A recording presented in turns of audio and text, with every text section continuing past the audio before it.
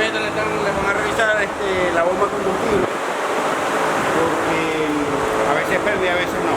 Entonces parece un falso contacto o algo, vamos a ir revisando todo eso.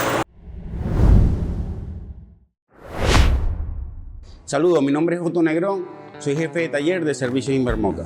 Hoy le venimos a mostrar un caso que nos llegó de una Jeep Cherokee con problemas de la bomba de combustible.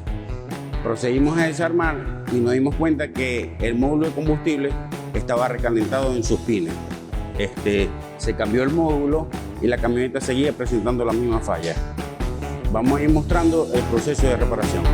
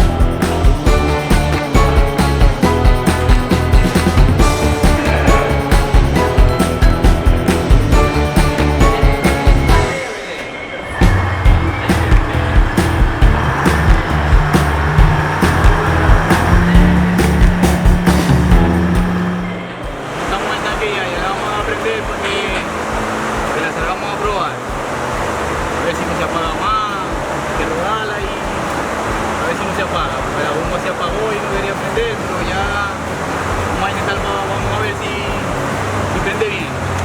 Prende bien porque la vamos a ir a probar. De verdad que todos los he visto muy colaboradores y todos le echan pues piernas, bolas, como diría el maracucho, pero Mellizo veo que siempre anda aquí, para allá, para acá, anda siempre moviéndose. Bueno, Albert de verdad que se porta bien, un poco callado, la verdad, de todos los mecánicos él es el más callado.